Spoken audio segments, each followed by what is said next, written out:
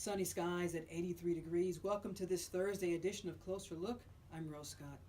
As you know, Friday, August 12th, white nationalists and white supremacists gathered in Charlottesville, Virginia to protest the possible removal of a statue of Confederate General Robert E. Lee.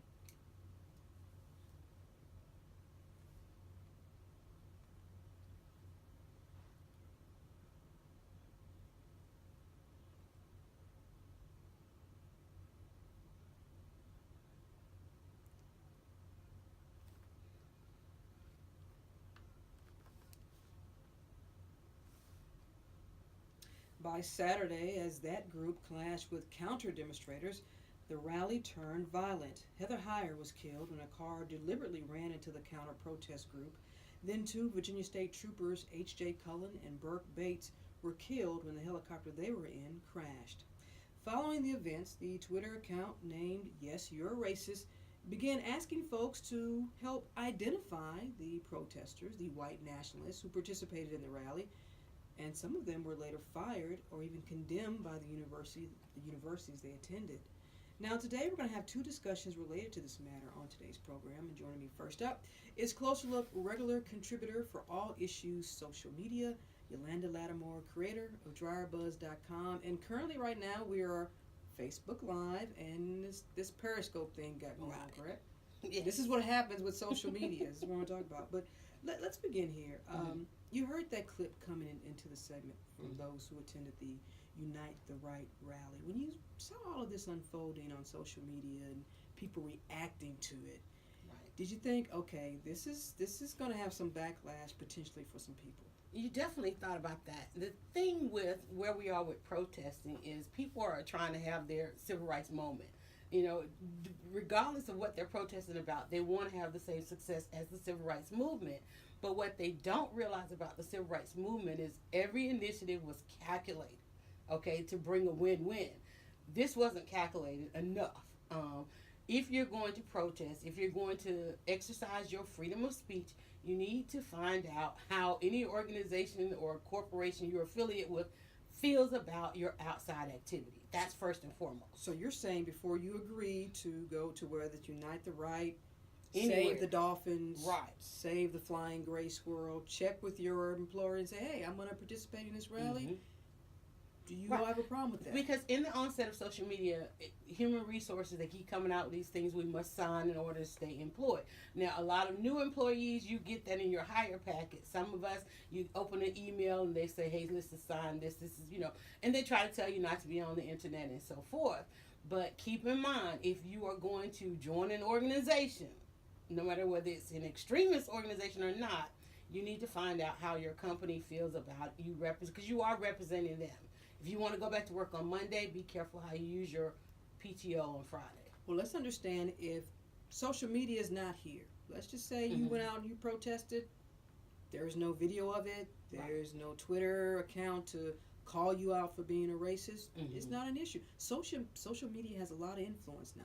It has a lot of influence, but keep in mind, it used to be if you didn't want to be seen on the news, even if you were seen on the newscast, you were then called in. But now, remember we always say, we live in public.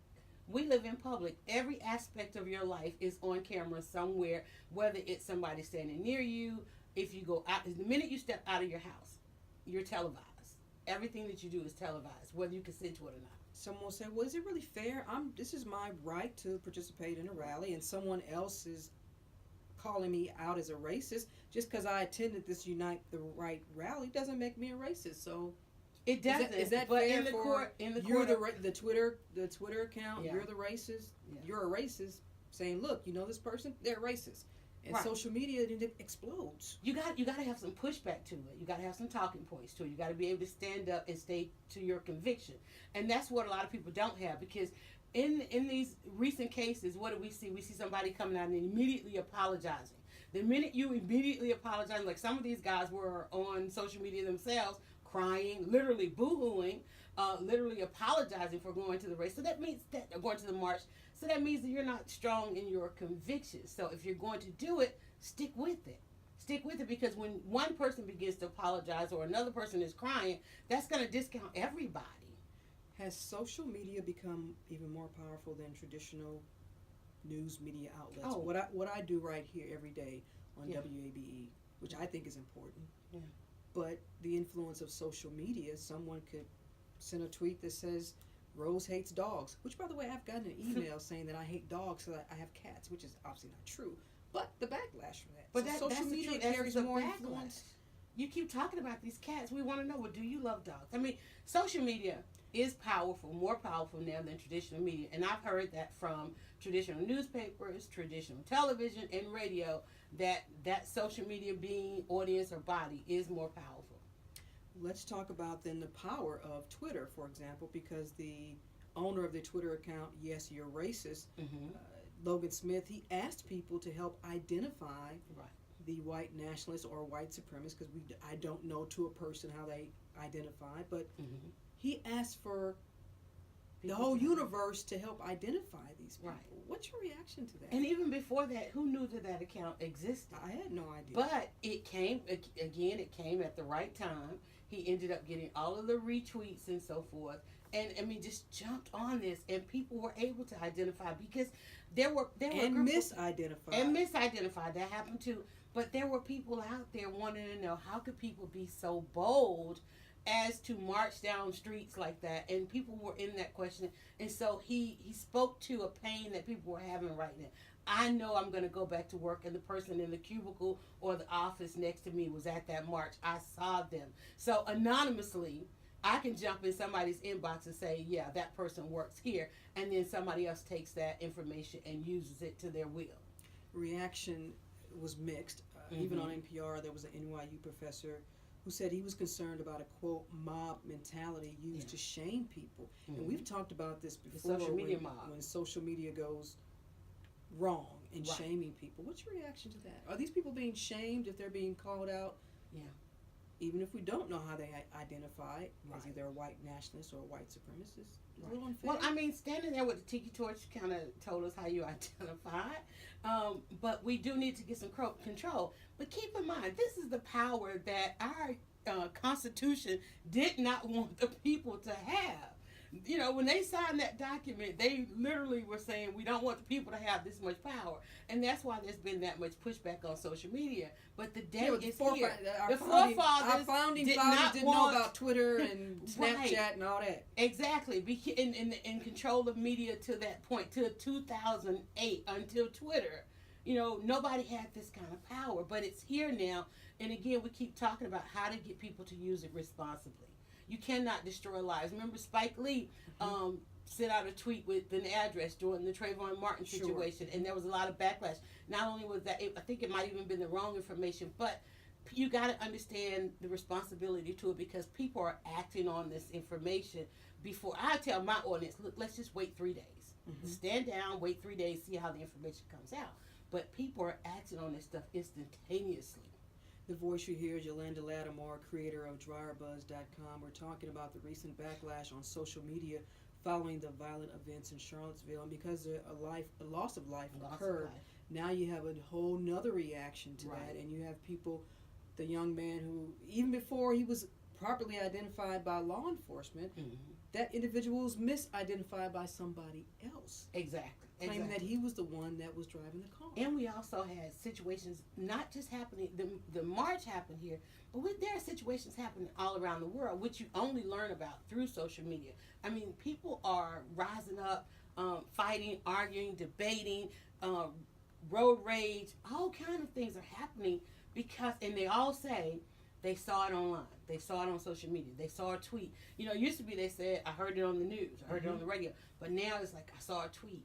And so you just got to get people, again, to be responsible. Then let's talk about that. What's your advice to, because there are people, and I know people who are on my timeline, whether it's Facebook or Twitter, and they see something, and then they just run with it. Right. And they retweet it. I mean, it's 2017, and I saw a tweet the other day that Lena Horne had died. Well, Lena Horne passed away years ago. And they were all emotional. And you're like, this. I loved her. She was great. Yeah, she was, but she passed on. You know. Well, you have to try to get people listen. And a lot of times, if a person instantly hits share, it speaks to the way they lean in a story. You got to click the link. You got to check out the story because I mean the headline can say anything, We saw this with attacks on Michelle Obama. There was an ABC headline that mentioned her, and then of course Sean Hannity tweeted it, and then it went crazy. You got to click the link, and this is beyond fake news. You got to vet the information that's coming across your timeline. Like, say for instance, I mess around. If I retweet something and I didn't vet it, and then I have to go pull it back, still. But by the time I send out a tweet, there's several websites that grab my information the minute it goes. I can't pull it back. You got to realize that you cannot pull this stuff back. Have you had to learn that the hard way when you first started Dryer Bus? Yes, I have. I really did. I will never forget. It was at the invention of autocorrect. And I was tweeting something, and I meant to say news, and the word said Jews. Wow. And I didn't realize that I was at a theater production. And finally somebody retweeted, and I was like, what is that? And I saw it, and now mind you, I'm at the theater, and I'm sitting around, I'm like, I can't fix it, you know. The fear for me was nobody gave me pushback on it. And that, I was like, can you describe the context? I said I blame news. Oh, Yolanda. And autocorrect changed it, and mind you, did you apologize? Did you do a follow-up tweet? I didn't. Why not? I did go on and talk. I said I didn't apologize for it because the fear that I had was it stood out there all day as boldly. The sadness for me was nobody pushed back on it. Nobody came at me. Nobody said anything. One guy said, I wouldn't have said it, but I'm down with you. And I was like, no. It was an error because I went to comment on that post, and I said, no, let me just take it down. But I have since said and tried to explain to people, and this is why I talk about we've got to be responsible. This is why we have to check what we send out there, because a lot of times we're typing and it goes, and so that's why I'm here today. And I tell people there's a responsibility. That taught me a great lesson. I have to be careful with what I say online. There's some things, yeah, I'll still say, but to know that I could say something like that in this city and not get pushback, that was frightening. It was a teachable moment. I was sitting in the theater breaking out in sweats, and everybody's like, whoa, this is getting to you. No, not that. It's this tweet. But again, I was so afraid that I could say something. You trust me that much to let me say that when I even didn't say it, you know, so. Do you think the Twitter account, You're a Racist, they should actively ask people to help identify folks that were in that protest? Do you think that that's a good thing to do? Well, when we get back to the point of that, people have the right. Sure. They have the right to say and to protest, and you know, fine. And to identify. It depends on because there was loss of life, because there was violence in this situation. You want to see some follow-up action to that, because it's not, nobody's supposed to lose their life in you exercising your freedom of speech. Nobody's supposed to lose their life and you participating in a permitted march. So yes, I think it's okay that we identify these people, because we want the police department to identify these people. Just because they're protesting? But not just because they're protesting. That's not right. Everybody has that right, and it was a permitted march. And so, but we still have to look at why it went violent, because the last march that this happened to, May 1970. I need everybody to check that hashtag, May 1970, and what happened with that one. The other side to this is that the creator of that Twitter account, Mr. Smith, has been receiving death threats, and then the individuals who were identified in the rally have been receiving death threats. It's a continuing cycle. Yeah. So well, the death threats, they come. What's the takeaway that people should get from all of this in terms of what happened the last couple of weeks? Well, I think we have to make sure to look into that account. Okay, what it's all about intention. You know, even after coming after all of this that went on the other weekends and what's happening this weekend, we have to look at the intention. And that's why I think people are having backlash because of this march, because the intent was different. The intent was different from the Women's March, the Black Lives Matter March. There's a different intent here. And it's opening up a wound in this country and beyond America. We have to think about beyond America, because social media is global. And that's, I think, is the big problem that we have. It's a different intent, and that's going to change up social media we live in public. What we saw in that experiment, we're headed toward this experiment. You know, And as we wrap up, we've also talked about on this program, even if you're not out there protesting or rallying or whatever, what you put out on social media when you're behind the keyboard, whether it's on Facebook or Twitter. We have had folks who've lost their jobs. We're going to talk about this a little bit later on the program, but that also is something to be mindful of. Yeah.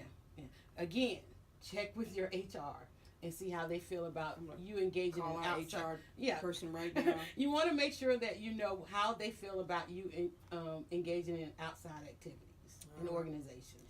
Yolanda Lattimore, creator of Dryer Buzz. She is our all things social media analyst, talking about the recent backlash on social media following the violent events in Charlottesville, Virginia. As always, Yolanda, thanks for coming in and keeping us on our social media etiquette. Yeah, got to.